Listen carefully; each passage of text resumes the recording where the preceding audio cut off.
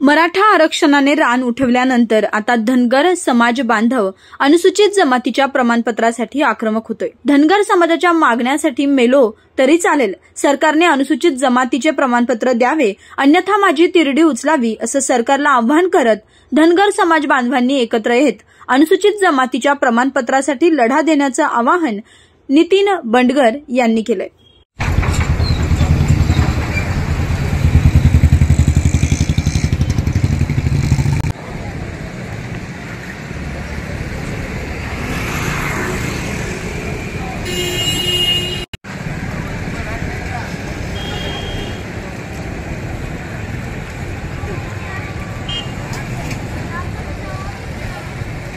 धनगर समाजाच्या वतीनं औसा या ठिकाणी तहसील कार्यालयासमोर आज मी या नितीन बंडगर उपोषणाला गेले 3 दिवस झालं, आज 3रा दिवस आहे बसलोय। आमची प्रमुख मागणी अशी आहे की महाराष्ट्रातल्या धनगर समाजाच्या पोराच्या हातामध्ये एसटीचं प्रमाणपत्र भेटावं आणि त्या प्रमुख मागणीसह आमच्या या ठिकाणी 5-6 मागण्या ह्या सरकारपुढे आम्ही मांडलेल्या आहेत, परंतु सरकार दखल घ्यायला तयार नाही।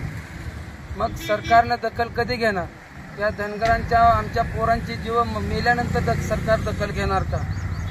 मग त्यासाठी आम्हाला हे आमरण उपोषणाचं हत्यार उपसावं लागतंय। मग महाराष्ट्रातील धनगर समाजाने या चॅनलच्या माध्यमातून मला एक सांगायचं की आपण आता तरी भावांनो एकत्र या, आता तरी ही सत्याची लढाई लढू का आम्ही खोटं या ठिकाणी कधी मागितलं नाही।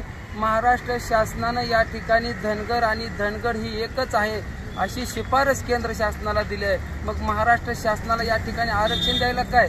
धनगर आणि धनगड हे एकच आहेत असं तर त्या ठिकाणी केंद्र शासनाला सांगितलंय, परंतु महाराष्ट्र शासन प्रत्येक वेळेस 30ची नेमणूक करून किंवा कुठले काही नेमणूक करून धनगर समाजाच्या तोंडाला पानं पुसण्याचं काम आजपर्यंत प्रत्येक या महाराष्ट्र शासनानं केलेलं आहे। तरी लवकरात लवकर महाराष्ट्र शासनानं दखल घेऊन या धनगर समाजाच्या हातामध्ये एसटीचं प्रमाणपत्र द्यावं एवढीच या ठिकाणी मी विनंती करतोय। नाव आपलं? नाव? माझं नाव नितीन बंडगर।